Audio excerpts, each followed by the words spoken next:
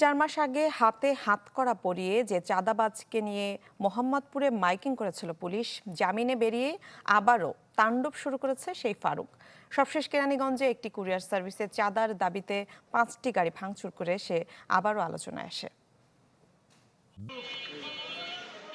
দোকানে চাঁদাবাজি করতে গিয়ে ভাইরাল হয়ে গেছিল, দেখছেন সবাই?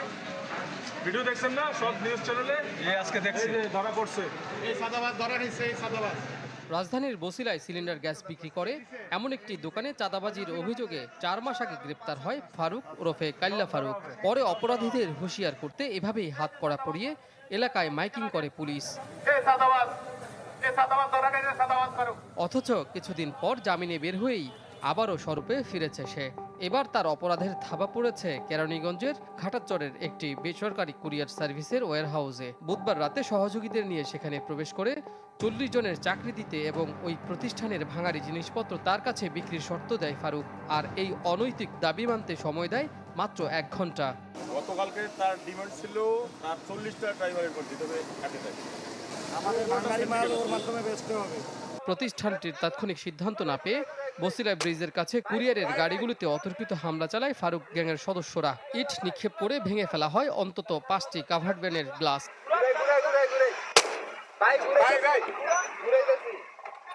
তবে এ বিষয়ে আতঙ্কে ক্যামেরার সামনে কথা বলতে চান না কুরিয়ার সার্ভিসটির কর্মীরা।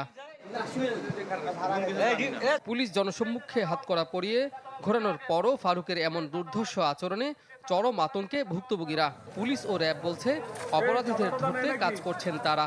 অপরাধ সংগঠিত হয়েছে, সেখানে চাক্ষুষ প্রমাণ, সিসিটিভি ক্যামেরার ফুটেজ, তথ্য প্রমাণ আছে, আমাদের যে প্রযুক্তিগত যে তথ্যগুলো সেগুলো আছে।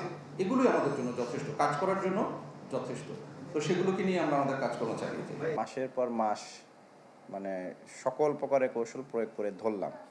পুরো বাংলাদেশে সে ভাইরাল, বাংলাদেশ ছাড়া বিদেশেও তার নাম চলে গেল যে মোহাম্মদপুরে বিরাট একজন চাঁদাবাজ ধরা হয়েছে। এবং তাকে কিন্তু ওই যখন ধরে নিয়ে এসে থানা পর্যন্ত আমরা নিয়ে আসলাম, এই সময়ের ভিডিও ভাইরাল বাংলাদেশে। বিরাট চাঁদাবাজ সেই লোক বের হয়ে এসেই অল্প কিছুদিন ছিল জেলে, বের হয়ে এসেই গতকালকে আবার বড় ধরনের চাঁদাবাজি করছে। কেবল গ্রেপ্তারের মহড়া নয়, এ ধরনের পেশাদার অপরাধীদের ক্ষেত্রে জামিনের বিষয়ে সংশ্লিষ্টদের আরও কঠোর হওয়ার দাবি ব্যবসায়ীদের।